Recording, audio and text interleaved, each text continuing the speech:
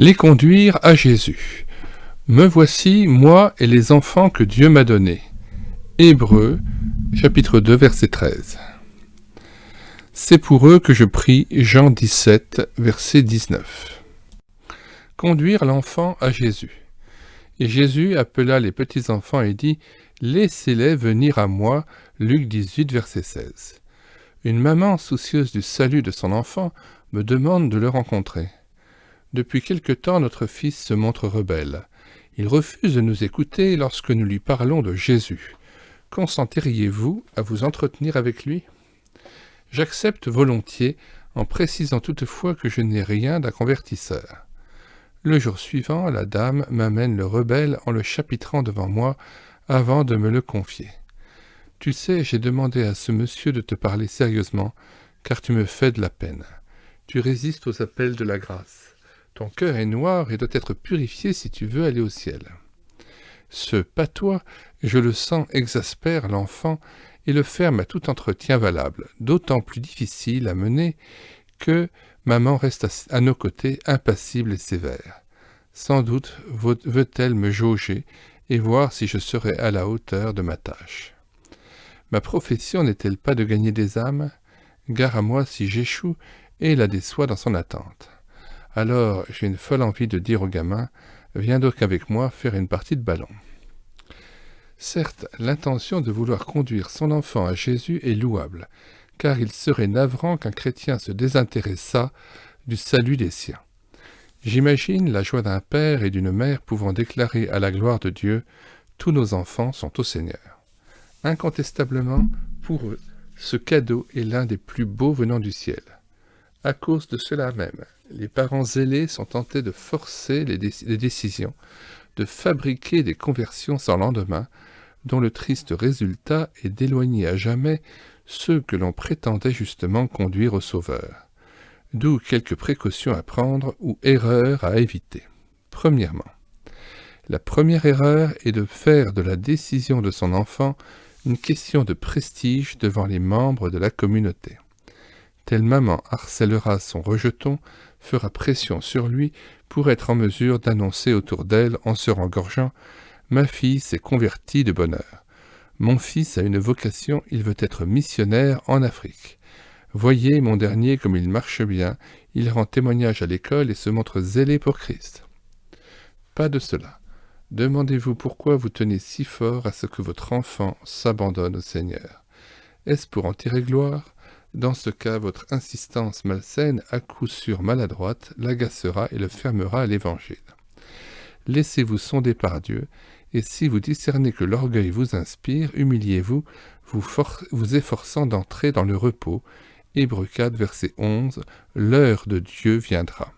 Deuxièmement, la deuxième erreur est de vouloir convertir son enfant pour qu'il devienne plus docile, moins exigeant, se détourne d'un chemin dangereux et surtout cesse de perturber la vie familiale. Il est vrai qu'une nouvelle naissance authentique entraîne un grand changement chez un être humain jeune ou adulte. Cependant, il serait également malsain d'œuvrer pour que l'atmosphère du foyer devienne plus agréable. Ne devrions-nous pas rechercher plutôt la seule gloire de Dieu et le bien spirituel de l'enfant ? Éclairés par l'esprit de vérité, assurons-nous que tel est notre souci en confiant notre fardeau au divin consolateur. Troisièmement, la troisième erreur est de croire qu'un entretien de quelques minutes poussera l'enfant dans les bras de Jésus, comme par un coup de baguette magique. Ce serait ignorer que toute décision est précédée d'un travail intérieur, d'un temps de lutte plus ou moins long qu'il ne faut surtout pas escamoter. C'est l'Esprit Saint qui doit amener l'enfant à capituler lucidement devant le Maître. Dieu s'est-il hâté d'envoyer Ananias au-devant de Saul en crise à Damas, acte 9, verset 9. Malgré la vision qui le jeta tout tremblant sur le sol, le persécuteur lutta 3 jours et 3 nuits avant de se décider pour le Fils de Dieu. Philippiens 3, versets 7 à 8. N'attendez pas fébrilement la conversion de votre enfant. Ne court-circuitez pas le Saint-Esprit en prétendant brûler les étapes. Votre part est de déposer la bonne semence dans son jeune cœur. celle du Seigneur est de la faire germer. N'inversez pas les rôles. Quatrièmement, la quatrième erreur est d'user de son ascendant, de faire pression sur l'enfant pour qu'il se décide plus vite. Vous ne pouvez l'obliger à suivre le Christ. Nul ne devient disciple par contrainte malgré soi. Respectez donc la liberté des vôtres. N'abusez pas non plus de la candeur des petits qui ne demandent qu'à croire. L'Évangile a diviné est l'immortelle semence de la liberté. La seule contrainte est celle de l'amour, et l'amour respecte toujours l'autre et sa personnalité. Les parents dominateurs ne sont pas ceux qui réussissent le mieux dans le domaine spirituel. Dieu n'a pas cherché à contraindre Saül par l'évidence. La lumière fulgurante qui l'arrêta sur le chemin de Damas ne devait-elle pas le forcer à suivre le Christ? Non. Oh, que veux-tu que je fasse de l'homme bouleversé, donc pas vraiment lucide, a répandu la voix du ciel, laisse-toi conduire à la ville. Autrement dit, vas-y réfléchir, pèse le pour et le contre et fais un choix libre et lucide. Et c'est lucidement et délibérément que le futur apôtre en vint à regarder toute chose comme de la boue afin de gagner Christ. Philippiens 3, 7 à 8. À ses disciples émerveillés par ces prodiges, Jésus donna l'occasion de se déterminer. Et vous, ne voulez-vous pas aussi vous en aller? Jean 6, verset 67. Si la perfection d'un être est d'aimer, écrivait le théologien Godet, sa gloire est d'être aimé. Délibérément, s'entend. Je répète, si la perfection d'un être est d'aimer, sa gloire est d'être aimé, délibérément s'entend. Cinquièmement, la cinquième erreur est à l'opposé de la précédente. En effet, le danger serait grand de tomber par réaction dans l'autre extrême et sous prétexte de respecter l'enfant, se dire par exemple « Moi, je ne parle pas de Dieu aux miens et ne leur demande nullement d'assister à un service religieux le dimanche matin. Je me refuse d'exercer sur eux la moindre contrainte et veille à ne pas les influencer en matière de foi. Lorsqu'ils seront en âge de se déterminer, ils choisiront eux-mêmes leur religion. » Langage absurde, indigne de parents chrétiens. Parler ainsi serait oublier deux choses. D'abord, que les athées n'ont pas semblable scrupule. Qui le leur reprochera? Et puisque l'homme, pour faire le bon choix, doit avoir reçu le bon enseignement, pour choisir, il faut être informé. Or, faussement respecté, le jeune ignorera tout de l'Évangile lorsqu'il se rendra au collège ou à l'université. Là, il côtoiera des copains déjà endoctrinés et tendra l'oreille aux propos de professeurs chevronnés qui ne se priveront pas de lui inculquer, avec brio de surplus, des idées souvent négatives à l'égard de la foi. Privé de l'enseignement conforme à l'Écriture, l'adolescent ne pourra pas choisir librement la voie du Seigneur, pour la raison bien simple qu'il ne la connaîtra pas. Aussi tombera-t-il comme un fruit mûr dans le piège des doctrines en vogue, sans pouvoir discerner le vrai du faux. Qui sera responsable de cet égarement? Sans aucun doute, les parents faussement scrupuleux qui ont ignoré ou négligé la recommandation de l'apôtre. Pères, élevez vos enfants en les instruisant selon le Seigneur. Éphésiens 6, verset 4. Ne laissez pas aux autres le soin d'enseigner la bonne nouvelle à ceux qui vous ont été confiés. En définitive, la meilleure façon de conduire les nôtres à Jésus, c'est non seulement de prier pour eux sans relâche et avec foi, mais surtout et d'abord de nous consacrer pleinement à lui. Observe les lois de l'Éternel ton Dieu, afin que tu sois heureux et tes enfants après toi. Deutéronome 4, verset 40. Le croyant au cœur partagé ne pourra se réclamer d'aucune promesse, ni convaincre l'enfant qui a soif d'authenticité. Si tous vos enfants sont disciples de Jésus, n'en tirez aucun mérite. C'est une grande faveur de Dieu. Et si un foyer ami ne peut en dire autant, ne soupçonnez pas chez les parents quelques défauts d'éducation, encouragez-les plutôt à persévérer dans la prière, et vous avec eux. Les parents s'interrogent. 1. Êtes-vous vraiment soucieux du salut de vos enfants? Si oui, quels sont les motifs qui vous incitent à les pousser vers Jésus? Deuxièmement, y a-t-il parmi les vôtres un enfant qui se montre hostile à l'Évangile et refuse peut-être de vous accompagner à l'Église? Que faites-vous alors pour le gagner à Jésus-Christ? L'avez-vous enseigné sans exercer de pression sur lui? Les vôtres vivent-ils dans une atmosphère spirituelle et heureuse? 3. Bénissez le Seigneur pour l'œuvre qu'il a déjà accomplie chez tel ou tel de vos enfants. Confiez-lui les autres en réclamant de lui toute sagesse pour les conduire à Jésus. L'enfant face à l'Évangile. J'ai rendu témoignage devant les petits, sans m'écarter en rien de ce que les prophètes et Moïse ont déclaré concernant le Christ. Acte 26, verset 22. Père, instruisez vos enfants selon le Seigneur. Éphésiens 6,4.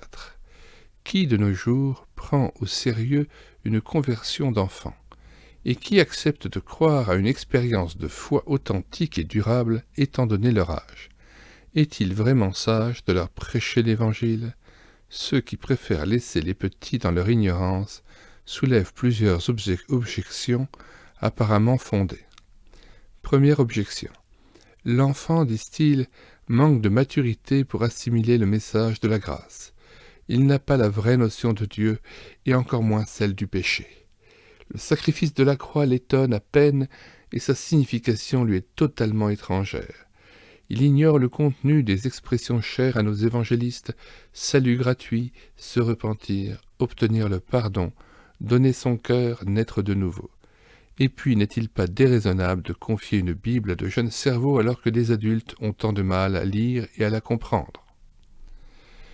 Parler ainsi, c'est oublier que l'adulte, lui aussi, n'a qu'une notion erronée de Dieu, du péché et du salut. En tout cas, ce n'est pas parmi les surdoués ou les vieillards expérimentés que se recrute la majorité des enfants de Dieu. Après tout, l'être le plus sage et le plus éclairé ne peut de lui-même accueillir l'Évangile. La prédication de la croix restera une folie pour quiconque veut raisonner, et le meilleur exposé, le plus logique, le mieux pensé, le plus précis et le plus fidèle ne pourra jamais atteindre l'homme et l'amener à capituler sans le miracle de l'illumination. Paul, qui le savait bien, avait renoncé à prêcher avec la sagesse du langage. Il n'ignorait pas que son message restait inaccessible à l'esprit humain aussi longtemps que l'Esprit Saint n'agissait pas sur ses auditeurs. Lui-même est capable d'ouvrir l'intelligence de l'homme droit. Lui seul, lui avec un L majuscule en parlant de Dieu, lui seul est capable d'ouvrir l'intelligence de l'homme droit. Le même apôtre dira « Le voile est ôté lorsque les cœurs, et non l'intelligence, se tournent vers le Seigneur. » 2 Corinthiens 3,16. Autrement dit, il n'y a pas de compréhension de l'Évangile sans l'action d'en haut. Personne ne connaît les choses de Dieu si ce n'est par l'Esprit de Dieu. Dieu nous les a révélées par l'Esprit. 1 Corinthiens 2, 11 et 10. Mais alors, Dieu se révèle-t-il aux adultes seulement ou aux enfants comme aux adultes? Est-on tenu de ne prêcher la bonne nouvelle qu'aux grands? La réponse nous viendra de la bouche même du Fils de Dieu.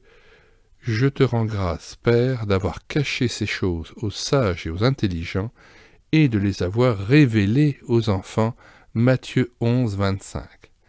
À des hommes qui prétendaient savoir, le Christ précisait « Si vous ne devenez comme un petit enfant, vous n'entrerez pas dans le royaume des cieux. » Matthieu 18, verset 3. Voilà qui est clair. En vérité, il ne s'agit pas de comprendre pour croire, mais l'inverse, c'est-à-dire de croire pour être éclairé.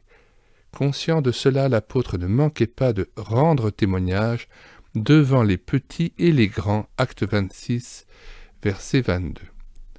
Deuxième objection. L'enfant, dit-on encore, obéit trop vite et trop spontanément à l'Évangile pour que ce soit vrai et profond. Crédule, il répond oui à l'appel sans réfléchir sérieusement. Il est une pâte qui se laisse aisément modeler et aussi facilement remodeler.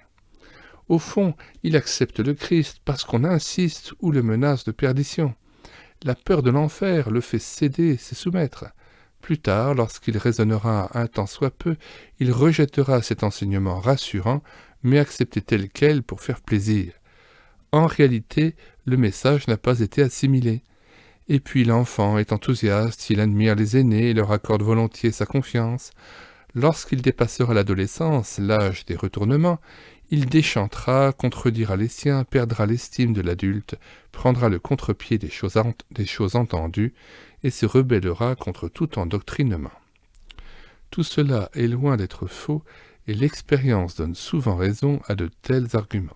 Cependant, ceux qui parlent ainsi oublient a. Que la conversion n'est pas simplement l'adhésion à des vérités, mais la soumission à une personne, à savoir le Christ, le Sauveur du monde, le Seigneur des Seigneurs, la vérité par excellence. B. Que l'erreur est en définitive un refus de la vérité, l'ignorance, un refus délibéré d'être éclairé, et l'indifférence, un refus non moins obstiné de se laisser émouvoir et atteindre. Durant sa vie, l'homme recevra assez de lumière pour en chercher davantage. Imaginez-le devant une tombe ouverte alors qu'on y descend la dépouille d'un bien-aimé. Évoquant le cher disparu, bouleversé, il est amené malgré lui à entrevoir la possibilité d'un au-delà. S'il est honnête, il avouera que ses propres idées ne le rassurent pas parce qu'elles ne sont fondées sur rien de sûr.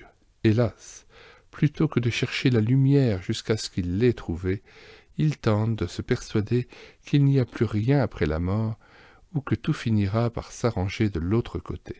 S'il s'évertue à s'apaiser, c'est qu'il redoute de savoir. Il choisit de s'illusionner pour échapper à Dieu, et ce faisant, il endurcit son cœur. Chaque refus d'être éclairé enténèbre l'homme et le rend moins sensible aux appels de la grâce. C'est la raison pour laquelle les vieillards se laissent si difficilement convaincre, alors que les enfants acceptent plus aisément l'Évangile. Non, parce qu'ils sont crédules, mais pas encore incrédules. Je répète, non parce qu'ils sont crédules, mais pas encore incrédules. Ils n'ont pas derrière eux tout un passé de refus réitéré, donc l'endurcissement. L'Ecclésiaste est sage qui dit « Souviens-toi de ton Créateur pendant les jours de ta jeunesse, avant que les années s'approchent où tu diras « Je n'y prends point plaisir ». Chapitre 12, verset 3. Voilà un sérieux motif d'annoncer le Sauveur aux enfants. Troisième objection. Une conversion d'enfant, me dira-t-on, c'est trop souvent un feu de paille, une expérience sans lendemain. Il faut se boucher les yeux pour ne pas en convenir. Peut-être, mais il faut aussi se boucher les yeux pour ignorer les décisions qui tiennent. Récemment, j'interrogeais une 50aine de chrétiens et demandais « Parmi vous, combien y en a-t-il qui ont rencontré le Christ dans leur enfance ?» Le nombre de doigts levés fut plus que convaincant. En observant une photographie d'un camp de garçons que je dirigeais à Sumène en 1945, je fus surpris et heureux de constater que le quart, pour ne pas dire le tiers de ces jeunes, sont actuellement au service de Dieu. Et puis, n'y a-t-il pas aussi des conversions sans lendemain parmi les adultes? Et doit-on pour autant cesser de leur prêcher le Christ? Quatrième objection. D'autres enfin rétorqueront. S'il y a des conversions qui tiennent, c'est seulement parmi les enfants de familles chrétiennes. Ceux dont les parents vivent en marge d'une église évangélique ou appartiennent au monde des athées ne persévèrent pas. Leur expérience cesse le jour où ils quittent le lieu où l'évangile leur a été annoncé. C'est encore vrai, trop vrai. Pourtant, je connais assez de beaux fruits qui demeurent pour croire qu'il vaut la peine de s'occuper des enfants de la rue.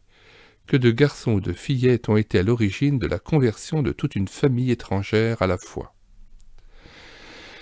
Et puis, j'interroge ceux qui comptent les déchets entre guillemets et s'appliquent à démontrer qu'il est inutile d'annoncer le Christ aux petits. Qu'avez-vous fait pour ces nouveaux-nés en danger de périr?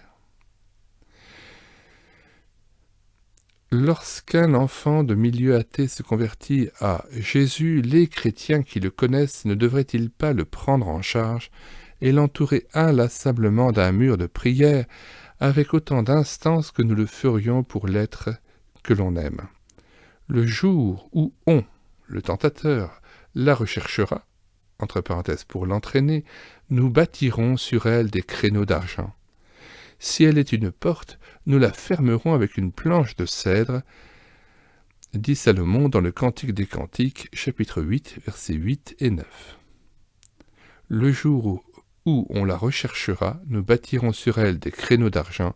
Si elle est une porte, nous la fermerons avec une planche de cèdre. Le mur de prière, voilà ce qui manque le plus. La naissance a un lieu, mais l'enfant en bas âge est mort, faute de soins. Alors qu'on s'humilie plutôt que de triompher, devenons des gagneurs d'âme.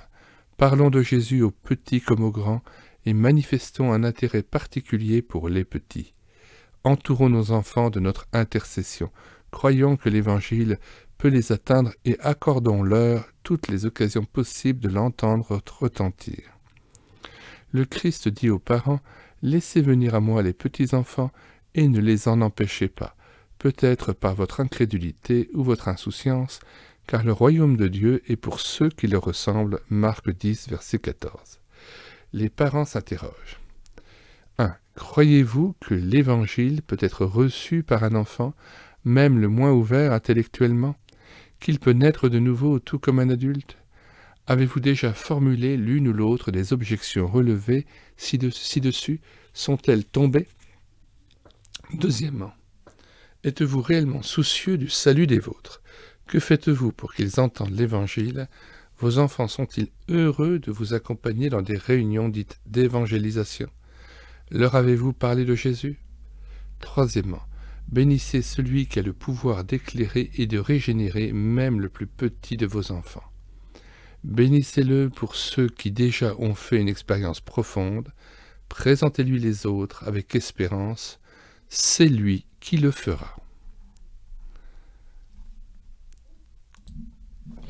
L'enfant et la Bible. Toi, demeure dans les choses que tu as apprises. Depuis ton enfance, tu connais les saintes écritures qui peuvent te rendre sage à salut, par la foi en Jésus-Christ. 2 Timothée 3, 14 à 15. Lorsque j'étais jeune, me disait un ami évangéliste, j'éprouvais plus d'intérêt pour la Bible qu'aujourd'hui où je l'explique aux autres. J'avais l'impression de mieux la comprendre et de recevoir infiniment plus de son message. Elle me parlait chaque fois que je me penchais sur elle, tant elle me paraissait vivante. Sans doute est-ce regrettable qu'il en soit ainsi pour un croyant qui a derrière lui de longues années de vie chrétienne, mais quel précieux aveu! L'enfant est apte, parfois plus que l'adulte, à tirer un grand profit de la lecture du livre des livres. Lors de mon activité dans le cadre de la Ligue pour la lecture de la Bible, le plus beau courrier et le plus touchant peut-être concernant l'étude de la Bible émanait des plus jeunes. En règle générale, ceux qui ont pris l'habitude de la lire sont plus que les autres gardés du mal. Ils s'attachent plus tôt et plus profondément à leur Seigneur et s'avèrent aussi être le meilleur élève au catéchisme. En tout cas, il n'y a pas de vie chrétienne solide sans un contact permanent avec les saintes écritures, qu'il s'agisse des adultes comme des enfants. Souhaitez-vous que les vôtres suivent de bonne heure le chemin de Dieu? Alors confiez-leur le livre qui peut les rendre sages à salut, comme le fit jadis l'aïeul et la mère de Timothée, 2 Timothée 1, 5 et 3 verset 15. Surtout ne prêtez pas l'oreille à ceux qui prétendent que l'Écriture ne les concerne pas et dépasse de loin leur compréhension. Voici ce que je conseille. Parlez de ce livre avec respect comme étant l'ouvrage qui tient une grande place dans votre existence. Il a changé votre vie, vous a soutenu et éclairé dans les heures d'obscurité. Dites ces choses, à condition que ce soit vrai pour vous. 2.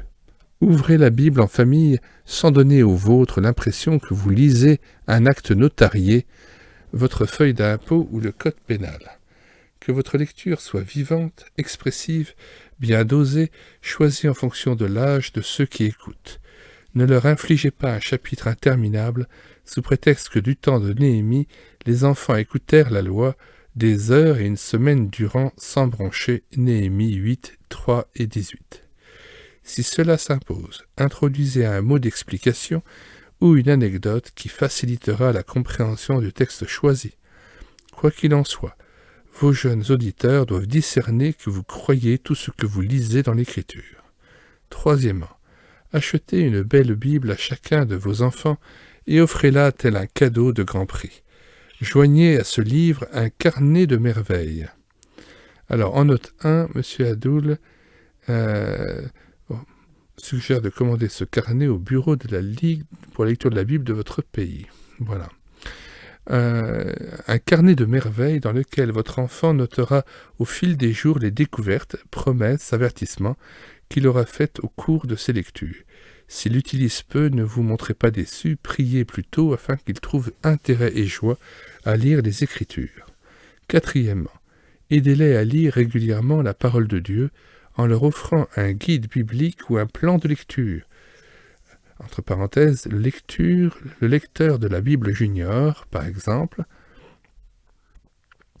il s'appelle dorénavant l'explorateur, en prenant le temps de leur expliquer la façon de l'utiliser avec profit. De temps en temps et toujours discrètement, cherchez à savoir si votre enfant ne délaisse pas cette lecture. Encouragez-le à la reprendre le cas échéant, sans l'accabler de reproches bien sûr. Soyez un exemple pour votre enfant, c'est-à-dire un fidèle lecteur de la Bible. Quelle déception le saisirait s'il vous voyait négliger une lecture que vous lui conseillez de faire avec insistance. Cinquièmement, ne semez surtout pas le doute dans son esprit en remettant en question telle ou telle affirmation de la Bible. Montrez-lui que vous la croyez tout entière, comme l'apôtre, acte 24, verset 14b. Dès l'instant où je fais des réserves en disant « Dieu a-t-il réellement dit ?» j'imite Satan, Genèse 3.1, et jette le trouble et la méfiance dans l'esprit d'un petit qui ne demande qu'à croire. Ne vous exclamez pas « Naturellement, on ne peut pas prendre pour du bon pain tout ce que dit la Bible. » Ou encore « J'ai beau prier Dieu, il ne m'exauce pas, je suis déçu et ne peux prendre au sérieux les promesses de l'Écriture. » Non, ne corrigez pas la Bible, ne la jugez pas, mais laissez-vous juger par elle. Et si un passage vous déconcerte, affirmez avec force « Ta parole est la vérité » Jean 17, verset 17. 6. Ne renvoyez pas un enfant réclamant une explication qui vous met dans l'embarras. Ne lui criez pas comme s'il était coupable de vous interroger « Tais-toi, tu comprendras plus tard ». Soyez sincère et dites-lui simplement « Ton étonnement ne me surprend pas, car ce passage est également obscur pour moi. D'ailleurs, il y a beaucoup de paroles dans l'Écriture dont je ne saisis pas encore le sens. Sans doute Dieu le veut-il ainsi, afin que nous lui fassions confiance malgré tout. Un jour, nos yeux s'ouvriront, et nous connaîtrons comme nous avons été connus. 1 Corinthiens 13, verset 12. Nous nous féliciterons alors de ne pas avoir douté, car il est impossible que Dieu mente. Hébreux 6, verset 18. Il est de notre devoir d'amener l'enfant à avoir un contact personnel et quotidien avec le Saint-Livre. L'enfant, écrivait Claire-Lise de Benoît, est par excellence l'enfance, écrit Claire-Lise de Benoît, est par excellence la période de formation des habitudes. Les pédagogues affirment que si un jeune n'a pas pris goût à la lecture avant 12 ans, il est probable qu'il ne deviendra jamais un fidèle lecteur par la suite. La période la plus favorable pour contracter l'habitude de lire régulièrement la Bible et laisser les paroles divines modelées, pensées et conduites se situe avant l'adolescence. Conseil. Texte de Claire-Lise de Benoît. Nul ne saurait comprendre ce que Dieu dit sans le secours de son esprit. Le roi David priait ainsi. Ouvre mes yeux et je verrai les merveilles qui sont dans ta loi. Apprenons à l'enfant à s'exprimer dans ses propres mots. Lire le texte biblique, mordre à belles dents la tranche de pain que Dieu nous tend pour la journée. Encore une fois, il est vivement conseillé de remettre à l'enfant une liste de lectures appropriées, de lui couper une tranche adaptée à son appétit. Le mini-lecteur de la Bible, enfant de 7 à 10 ans. Le lecteur de la Bible junior, appelé à partir de 1980 l'explorateur 10 à 14 ans. le jeune lecteur de la Bible appelé à partir de 1980 Rendez-vous pour les adolescents, le pain du jour, série populaire, et le lecteur de la Bible. Réfléchir. Pour profiter au corps, le pain doit être mâché. De même, pour que le texte biblique porte ses fruits en nous, il faut le méditer. Pour aider l'enfant à cette réflexion, proposons-lui des questions simples telles que « Qui sont les personnes dont il est parlé ? Qu'est-ce que j'apprends sur Dieu, sur Jésus-Christ, sur le Saint-Esprit ?» Y a-t-il un bon exemple à suivre, un mauvais exemple à ne pas suivre? Que vais-je noter dans mon carnet de merveilles? Prier. Lire la Bible, c'est écouter Dieu. Or Dieu ne veut pas seulement être entendu, il désire qu'on lui réponde. Cette réponse est notre prière. Enseignons ainsi à l'enfant de dialoguer avec Dieu, à transformer en louange et en requête ce qu'il a compris et reçu. Obéir. La nourriture bien mâchée doit être avalée et digérée pour se transformer en énergie. Les paroles bibliques auxquelles nous avons réfléchi et qui ont enrichi notre prière, il faut se les approprier par la foi et les traduire en actes. Pour cette lecture réfléchie, persévérante et qui débouche sur une obéissance concrète, l'enfant a besoin d'être aidé et stimulé. Il faudra de nombreuses lectures expliquées en commun jusqu'à ce qu'il sache lire la Bible seul avec profit. Le lui enseigner est notre privilège. C'est l'armer spirituellement pour demain, permettre à sa foi de s'enraciner. Alors, par la grâce de Dieu, il pourra devenir, comme le décrit le psaume 1, un arbre solidement planté près d'un courant d'eau, capable de résister aux intempéries, qui reste vert et porte du fruit même dans la sécheresse. Les parents s'interrogent. Vos enfants possèdent-ils une Bible? La lisent-ils? Croyez-vous qu'ils peuvent le faire avec intérêt et profit? En quels termes en parlez-vous devant eux? Êtes-vous un fidèle lecteur de la parole? Si vous la négligez, ouvrez-la aujourd'hui en demandant le secours du Saint-Esprit pour la comprendre et en vivre. Voudriez-vous méditer ensemble les déclarations de l'Écriture elle-même? Prenez à cœur toutes les paroles que je vous conjure aujourd'hui de recommander à vos enfants. Deutéronome 32, verset 46. Je répète, prenez à cœur toutes les paroles que je vous conjure aujourd'hui de recommander à vos enfants. Deutéronome 32, verset 46. Les commandements que je te prescris aujourd'hui seront dans ton cœur. Tu les inculqueras à tes enfants. Tu en parleras quand tu seras dans ta maison. Deutéronome 6, versets 6 à 7. L'Éternel a mis une loi en Israël, et il a ordonné à nos pères de l'enseigner à leurs enfants pour qu'elle soit connue de la génération future. Psaume 78, 5 à 7. Père, élevez-les en les instruisant, et selon le Seigneur. Éphésiens 6, 4. Protection divine. Mon enfant sera toute sa vie prêté à l'Éternel. 1 Samuel 1, 28. Mon enfant sera toute sa vie prêté à l'Éternel. 11 heures du soir. Brusque sonnerie du téléphone. À l'autre bout du fil, une voix entrecoupée de sanglots me bouleverse. C'est ma fille, partie le matin même pour l'Angleterre.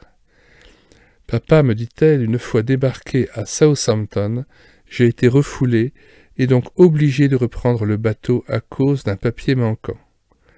Mais où donc es-tu maintenant? À la gare maritime de Dieppe, toute seule, et je n'ai plus de train pour rentrer à Paris. Que faire? Je tente d'atteindre le pasteur de l'endroit, mais sans succès. On peut imaginer l'inquiétude d'un père dans l'impossibilité de porter secours à son enfant, seul dans un port. Je repose l'appareil, fort angoissé, suppliant Dieu de la protéger.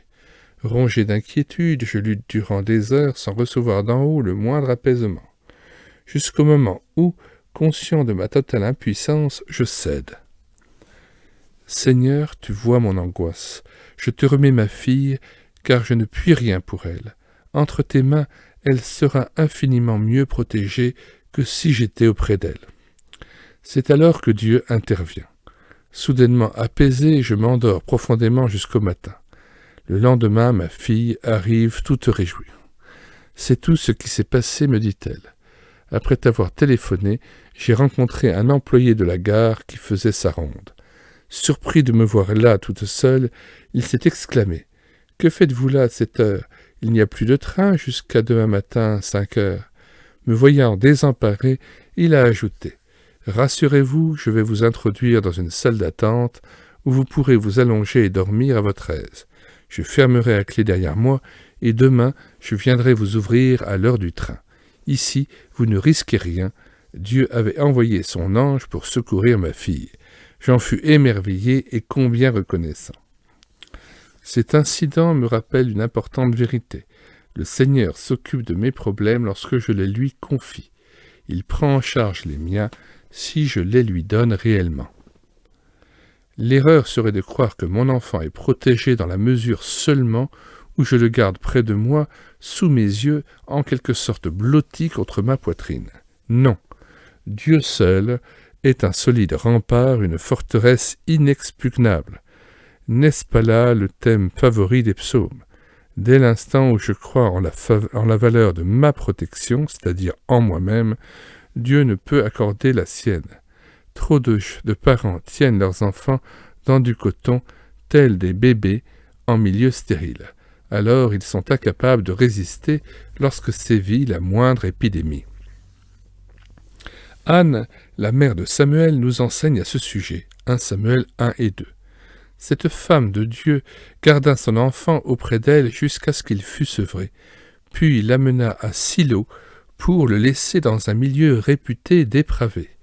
Cette mère pieuse pouvait légitimement hésiter à confier son enfant à un vieillard sans énergie qui tolérait la débauche et la plus insolente des injustices.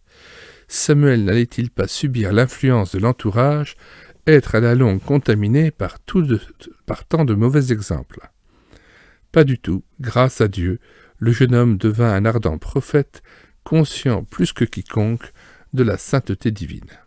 Comme Anne, confiez votre enfant au Seigneur, acceptez de le perdre, et il vous le rendra tel qu'il le veut.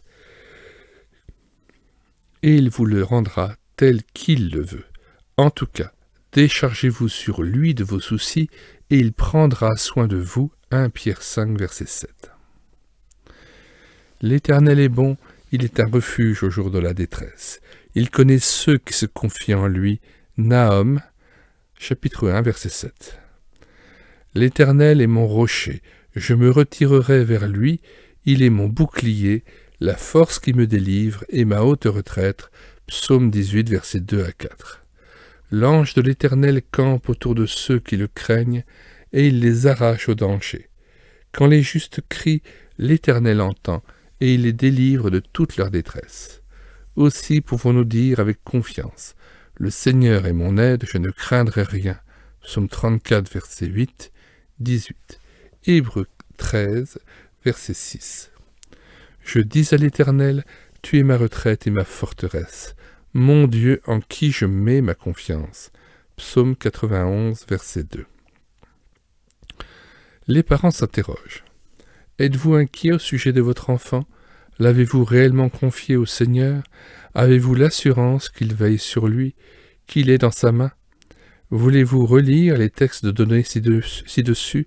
Avez-vous accepté pour vous et les vôtres le message qu'il contient?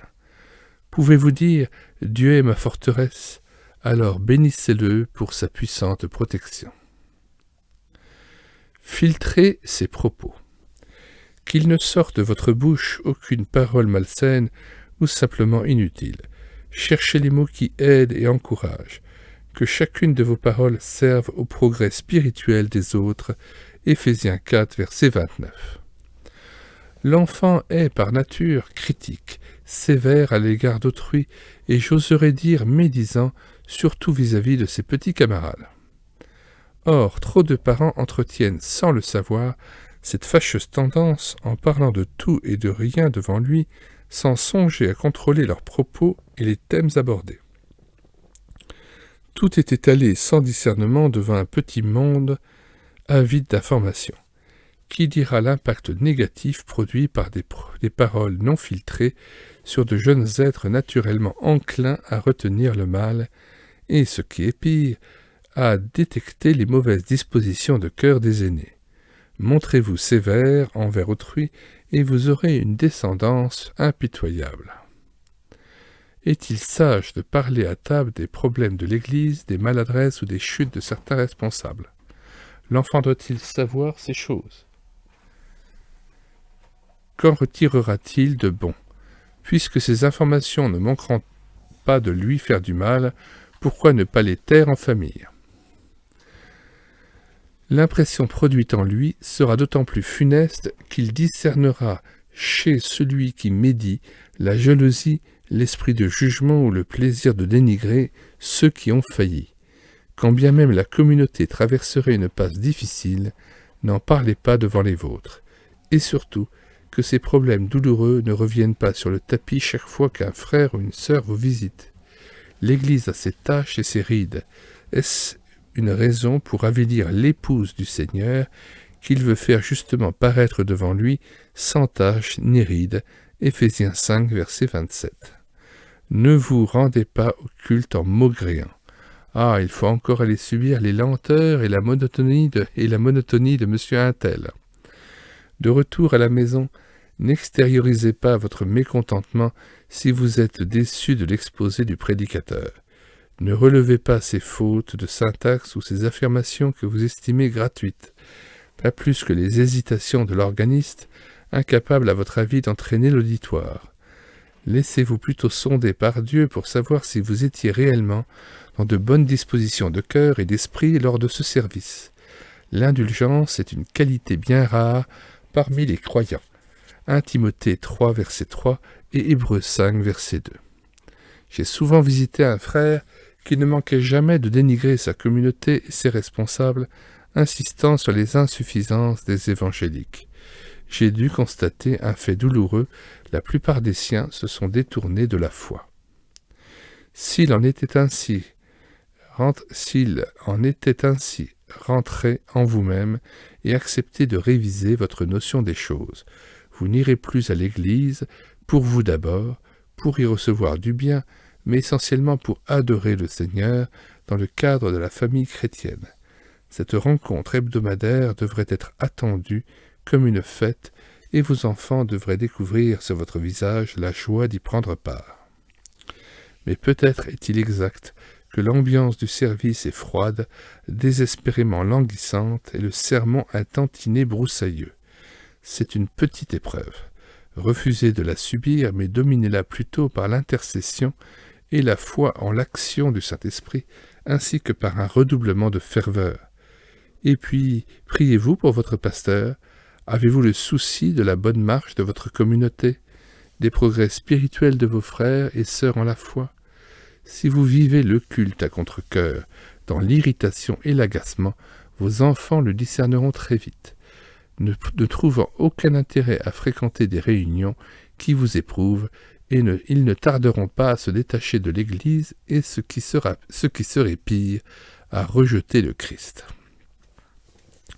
Ne jugez pas non plus sévèrement les autres communautés en les taxant de mondaines, de multitudinistes ou d'infidèles. Est-ce votre rôle? Et puis, vos enfants sont-ils aptes à comprendre ce que vous entendez par là? Votre milieu est-il sans faille? N'a-t-il pas lui aussi ses faiblesses? J'ai visité nombre d'églises de dénominations diverses. Partout j'ai rencontré de belles âmes, des paroissiens zélés et généreux de cœur. Doit-on les affubler de tels qualificatifs et les ranger parmi les infidèles qu'ils ne sont pas? Que votre souci soit plutôt d'amener vos enfants à suivre le Christ sans défaillance en leur inculquant l'amour de la vérité. Ils ne tarderont pas alors à discerner ce qui peut être en contradiction avec l'Écriture, sans esprit de critique cette fois. Mais surtout, ne formez pas des sectaires. S'il advenait que votre pasteur énonce une hérésie, pourquoi pas? N'en faites pas des gorges chaudes, surtout si la chose est passée inaperçue. Dans le cas contraire, rétablissez la vérité en citant la Bible à l'occasion d'un culte de famille par exemple. le plus naturellement du monde et sans revenir sur les propos erronés. Surtout, ne dénoncez pas l'homme de Dieu. Il a pu tenir un langage qui dépassait sa pensée ou ne l'exprimait pas vraiment. Votre devoir sera de lui rendre visite pour vous expliquer avec lui. Et si vous devez l'avertir, faites-le avec tact, amour et beaucoup d'humilité. Alors votre intervention sera positive pour le pasteur et le troupeau dont il a la charge. Devant les enfants, pas de critique. Travaillez plutôt à former des esprits fermes, mais généreux. Les parents s'interrogent. 1. Avez-vous le souci de filtrer vos paroles devant vos enfants? Vous arrive-t-il de critiquer les autres en famille? Êtes-vous conscient du mal que vous leur faites? Avez-vous le désir de changer sur ce point? Deuxièmement, allez-vous au culte avec joie? Vos enfants s'en aperçoivent-ils? Vous advient-il de critiquer les frères de votre communauté, les autres églises? Que faites-vous lorsque le prédicateur a formulé des affirmations peu conformes à l'enseignement des Écritures? N'avez-vous pas à regretter votre façon d'agir? 3. Demandez à Dieu la force de ne dire que des paroles qui aident et encouragent, qui servent au progrès spirituel de ceux qui l'entendent. Éphésiens 4, 29. Bénissez-le pour sa réponse certaine. Le culte de famille. Afin que tous ensemble, d'une seule bouche, vous glorifiez le Dieu et Père de notre Seigneur Jésus-Christ. Romains 15, verset 6. Deux hommes encordés viennent de s'attaquer à une paroi abrupte en haute montagne. En tête, le plus habile examine sans hâte le relief, tâte la roche pour en éprouver la solidité, creuse des prises avec son piolet et parvient à se hisser sur une plateforme où il s'installe et attend. De là, il va pouvoir aider son compagnon moins expérimenté à le rejoindre. En guide responsable, il suit, sans le lâcher du regard, la lente progression de son ami et lui indique la saillie où s'agripper, l'infractuosité où poser le pied. Il se garde bien de le rudoyer quand il paraît faiblir. Ici, la vitesse importe peu, l'essentiel est d'avancer et d'aboutir. S'encorder, c'est se rendre solidaire, c'est s'engager vis-à-vis de l'autre. Lorsque les deux grimpeurs seront côte à côte sur la plateforme, le premier reprendra l'ascension et la scène se renouvellera jusqu'à ce qu'ils aient atteint leur objectif, le sommet de la montagne. Certes, la montée est plus lente lorsqu'il faut attendre celui qui peine et hésite. Toutefois, il est exaltant d'entraîner un compagnon sur les hauteurs en partageant ses joies et ses progrès. La tendance de l'homme, fût-il croyant, est d'avancer sans se soucier de l'autre. Le chacun pour soi, même dans le domaine spirituel, guette les époux. Chercher à gravir les sommets est fort louable, pourvu que le plus pieux ne soit pas tenté d'oublier son conjoint. La famille tout entière devrait être encordée, le plus avancé dans la foi ouvrant la marche, soucieux d'amener tous les siens à la maturité spirituelle, imitant Jacob qui disait à son frère « Et moi je marcherai lentement, au pas des enfants, jusqu'à ce que j'arrive avec eux chez mon Seigneur. » Genèse 33, verset 14. La première paroisse d'un père et d'une mère, leur champ d'action prioritaire, c'est le foyer.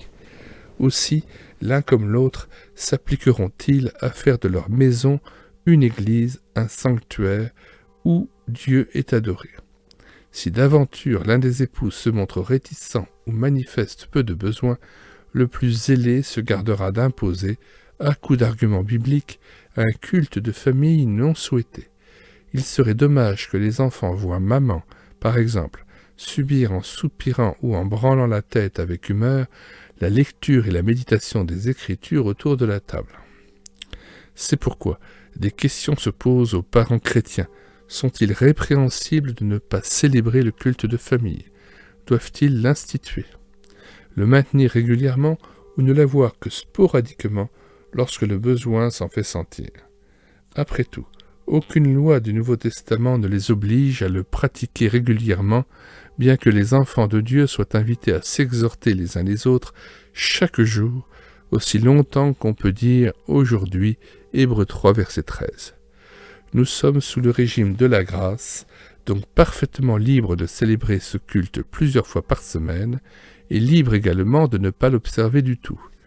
Autrement dit, je refuserais de me laisser culpabiliser si, à cause d'événements imprévisibles, de la fatigue ou de la nervosité des enfants, cette rencontre doit être écourtée ou simplement supprimée.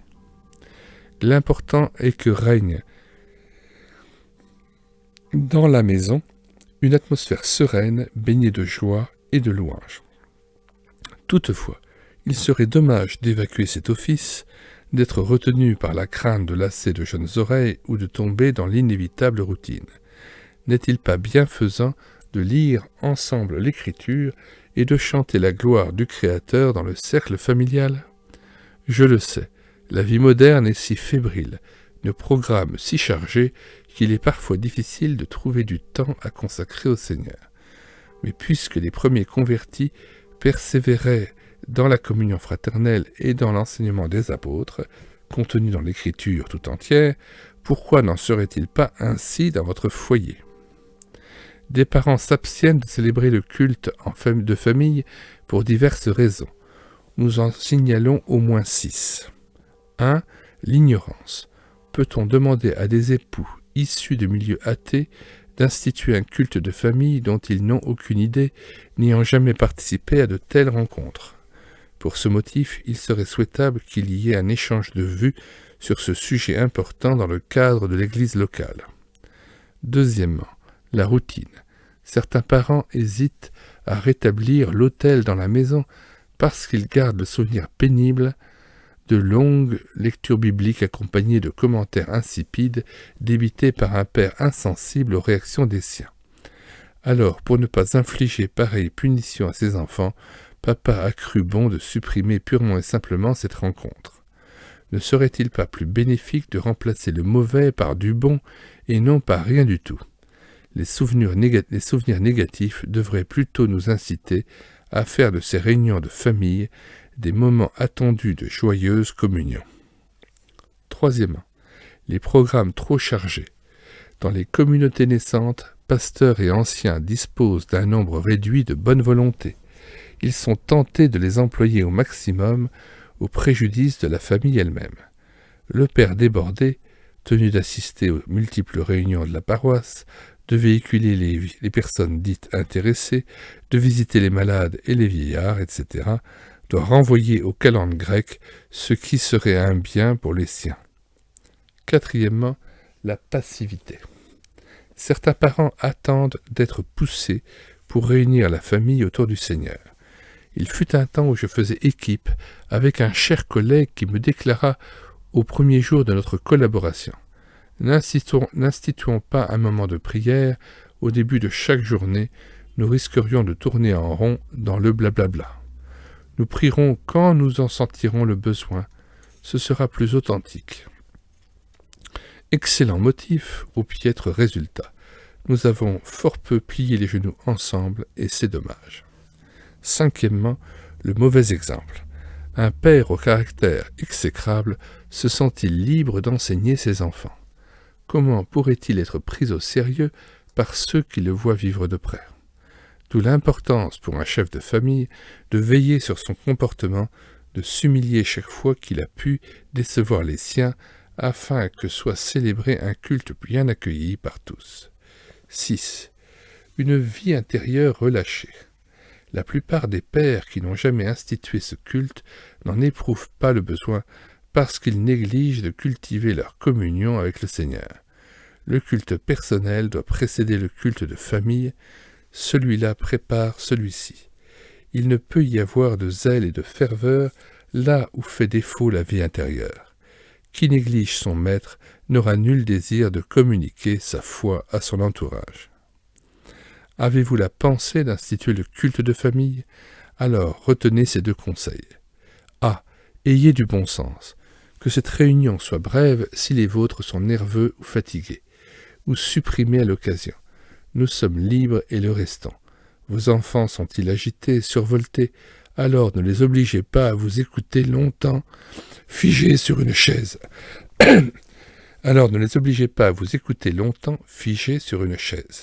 S'ils se plaignent, prenez au sérieux leurs murmures, examinez-en la valeur, et s'ils sont justifiés, acceptez de réviser votre façon de faire. B. Ayez de l'imagination pour faire de cette rencontre un instant béni et souhaité par tous.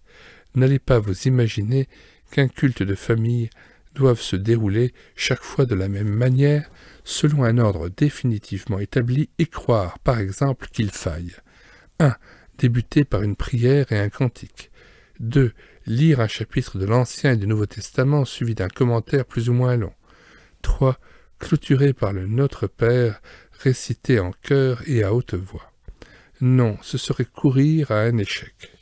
N'improvisez pas ce service, variez-en le programme et montrez à tous votre enthousiasme, vous attendant à l'action de l'Esprit Saint. Alors ce culte sera vivant et sujet de joie pour tous les participants. Voici une série de suggestions qui pourront vous inspirer et vous aider à préparer vos soirées. A. Lire chaque soir et durant plusieurs semaines un chapitre du Voyage du Petit Pèlerin, la Bible racontée à nos enfants, Anne de Vries, livre très apprécié. B. Thème, la mission. Lisez un extrait de journal missionnaire. Énumérez les besoins du champ, en utilisant une carte de géographie pour bien fixer les idées. Si un appel est fait pour l'achat d'un véhicule ou la construction d'une chapelle, suggérez que soit rassemblée une petite somme destinée à cet effet. C. Thème, les problèmes de la vie. Répondre par des textes bibliques à des questions soulevées par un incident de la journée, une nouvelle entendue à la radio, une difficulté rencontrée par l'un des vôtres. Travail, procès, divorce, conflit de génération. C. Thème, l'évangélisation. Rappelez tel effort qui se prépare dans la cité et cherchez à discerner le rôle que pourrait y jouer la famille. Pensez à des personnes susceptibles d'être invitées. Camarades de classe, voisins, collègues de travail, parents. Citez 2 ou 3 promesses propres à stimuler l'intercession en leur faveur. E. Thème, la cité, le monde. Mentionnez certains événements du moment. Cataclysmes, famine, persécutions, guerre et inondations, afin de présenter à Dieu ceux qui souffrent, ne pas manquer d'intercéder pour les autorités. F. Thème, l'Église. Si c'est un samedi soir, pensez au culte du lendemain et lire un texte relatif à la scène, l'offrande, l'amour fraternel. Signalez les personnes de la communauté qui traversent un temps difficile, maladie, chômage et deuil, afin de les présenter au Seigneur et éventuellement leur porter secours. Priez pour les responsables de l'église locale, pasteurs, anciens, diacres, moniteurs. Il serait souhaitable de posséder la liste des membres de l'Assemblée pour citer leur nom devant Dieu. G. Le dimanche surtout, groupés autour du piano ou de la guitare, chantez des refrains entraînants et quelques cantiques, lisez un psaume et récitez ensemble le Notre Père. Que Dieu vous accorde le bonheur de le célébrer en famille d'une seule bouche. Les parents s'interrogent. Célébrez-vous le culte de famille? Sinon, quels sont les motifs qui vous ont conduit à le supprimer? Sont-ils réellement valables? Aujourd'hui, ne pourriez-vous pas réunir les vôtres pour un instant de louange? Si vous pratiquez ce culte, avez-vous le sentiment que tous vos enfants s'y associent avec joie et intérêt? Que pourriez-vous faire pour donner plus de vie à cette rencontre? 3. Avez-vous réellement le souci de leur âme? Vivent-ils heureux dans une atmosphère sereine et spirituelle? Bénissez celui qui vous inspirera pour faire de ce culte un instant de joyeuse communion. Foi en la providence. Je n'ai point vu le juste abandonné, ni ses enfants mendiant leur pain. Psaume 37, verset 25. Heureuse fut mon enfance. Mes parents, de modestes jardiniers, s'efforçaient de nourrir sur un lopin de terre assez réduit leurs 7 enfants dont j'étais le dernier. À l'époque, pas d'allocation familiale pour élever le standard de vie. Nul ne songeait à se plaindre, puisqu'il en était ainsi pour la plupart de nos voisins. On s'efforçait de tourner vaille que vaille, en faisant d'autres doubles tâches, et encore. Par bonheur, les besoins d'alors étaient moindres. Chacun acceptait son sort sans récrimination, pourvu que l'assiette ne restât jamais vide. Il y avait moins d'abondance, mais on chantait davantage. Notre entourage croyait nos parents aisés, sans doute parce qu'ils se montraient généreux et ne s'astreignaient pas à une vie étriquée. Pourtant, ils se trompaient sur leur compte, car la période précédant les premières récoltes, et avec elles les premières rentrées d'argent de l'année, était difficile à passer pour la famille. Il fallait tenir jusqu'en mai. Aussi, vers la fin de l'hiver, nos parents se montraient-ils préoccupés. Certaines dépenses étaient renvoyées à plus tard. Je surprenais de graves conciliabules qui m'impressionnaient beaucoup. J'en ressentais une profonde inquiétude qui m'aurait marqué si ces moments avaient duré plus longtemps.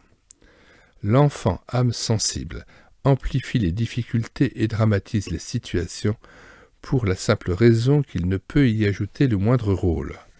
L'inquiétude des parents devient alors son inquiétude, mais à la puissance 3, 4, peut-être 10 ou plus, suivant sa nature ou l'importance des questions évoquées.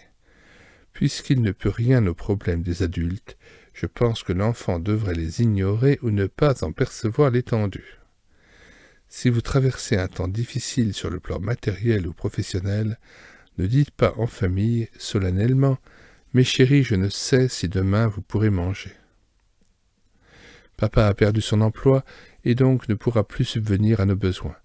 Il nous faudra certainement vendre la voiture ou la maison et, qui sait, aller mendier dans la rue. N'effrayez jamais vos enfants en leur brossant un avenir inquiétant qu'ils ne connaîtront certainement pas. N'étalez pas inutilement vos soucis.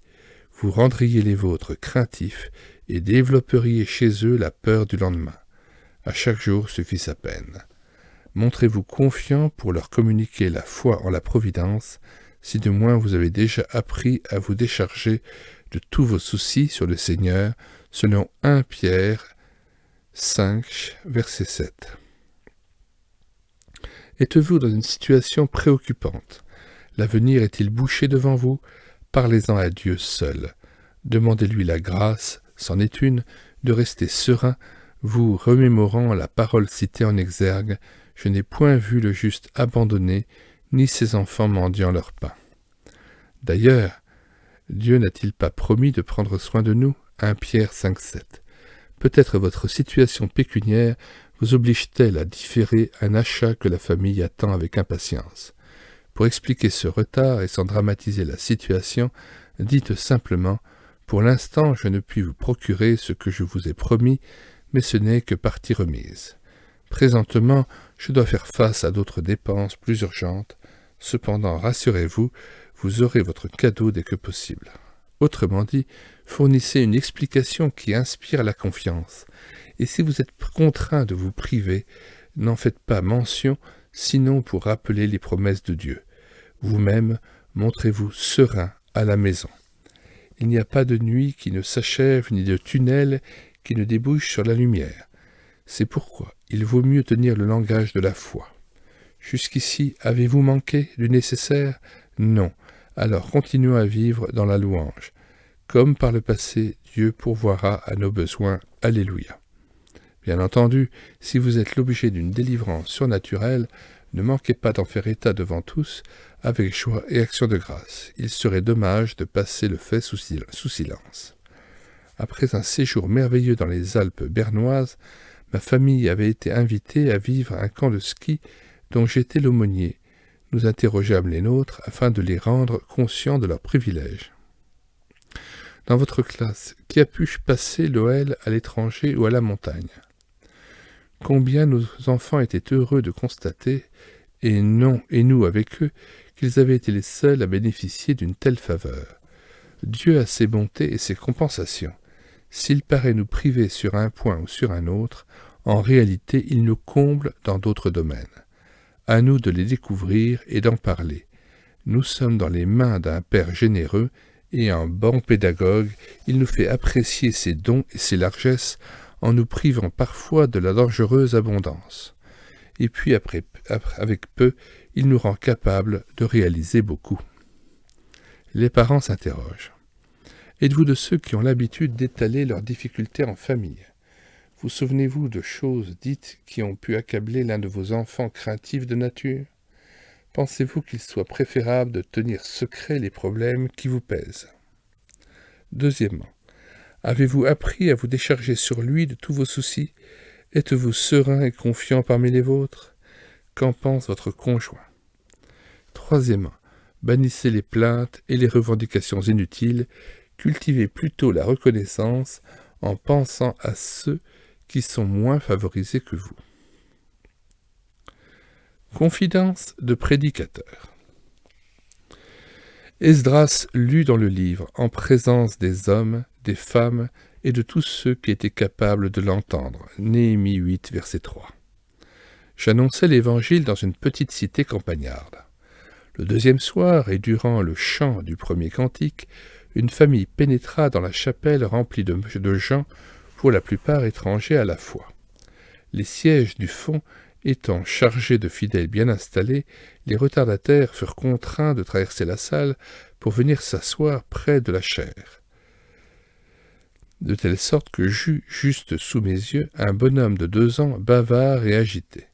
Il jetait ses jouets en riant aux éclats, très amusé de voir les parents s'accroupir pour les récupérer sous les chaises. Inquiet, le père multipliait les chutes, peine perdue. Cette bruyante agitation et la vue d'un auditoire excédé me paralysèrent littéralement, et la soirée qui s'annonçait prometteuse fut compromise, j'en fus attristé. Le lendemain, même scénario. Pour la 2e fois, les parents vinrent s'installer à 2 pas de moi, dans mon champ de vision. J'en éprouvais une grande inquiétude. Que faire? Leur demander de quitter la salle devant tous? Je les aurais humiliés et peut-être chassés pour toujours de l'église. J'avais l'expérience d'interventions malheureuses pour n'avoir nulle envie de recommencer. Désarmé, je suppliai Dieu. Par pitié pour ceux qui ignorent l'Évangile, neutralise le trublion. Je fus exaucé. L'enfant redouté s'endormit dès la lecture biblique pour ne se réveiller qu'à l'amène finale. Hélas, tous les bébés ne s'endorment pas dans les chapelles. Trop de jeunes parents ignorent les luttes et les problèmes du prédicateur. Le mieux préparé peut être gêné, troublé, perdre le fil de son exposé à cause du comportement d'enfants remuants ou des allées et venues des retardataires. Je sais qu'il y a des pasteurs très sensibles qui sont paralysés pour des riens. Un sourire ou des vagues chuchotements dans la salle. Ceux-là doivent se durcir, c'est-à-dire apprendre à tenir tête aux éventuels perturbateurs, à l'instar des hommes politiques habitués à poursuivre sans broncher leur discours, en dépit des vociférations d'un public hostile et survolté. D'autres serviteurs, par contre, débitent leurs sermons même quand l'auditoire n'écoute plus, distrait par l'arrivée intempestive d'une escouade de jeunes gens retardés, peut-être par une panne de voiture. Une brève interruption, un mot d'accueil, le chant d'un refrain permettrait d'attendre que tout rentrât dans l'ordre. Il faut savoir que la présence d'un bébé remuant, encadré d'adultes non moins agités pour le calmer, perturbe le prédicateur dont les idées se brouillent et l'auditoire qui entend mal et s'exaspère. Ayez donc du bon sens. Si votre petit ne peut tenir en place, soyez assez sage pour aller vous installer au fond de la salle, non loin de la porte, pour être en mesure de quitter la pièce rapidement. N'attendez pas que l'orateur interrompe son message ou que vos voisins s'irritent contre vous. Ne les accusez pas intérieurement en pensant « Après tout, j'ai autant le droit d'écouter la parole que quiconque ». Avouez qu'il vaut mieux se retirer sans insister plutôt que de priver toute une assemblée, vous y compris, de ce précieux message. Pensez-vous qu'une maman s'évertuant à neutraliser un gamin bruyant peut réellement profiter de sa soirée? Confiez donc votre enfant à la garderie s'il en existe une, sinon restez à la maison à tour de rôle pour garder bébé. L'un de vous se rendra à l'église, profitera pleinement de la prédication et sera en mesure de fournir un résumé du message à son conjoint quand il rentrera chez lui. À moins qu'il n'y ait un service de cassette à l'intention des absents, auquel cas le sacrifié entre guillemets bien sûr, pourra tout à son aise jouir de l'exposé.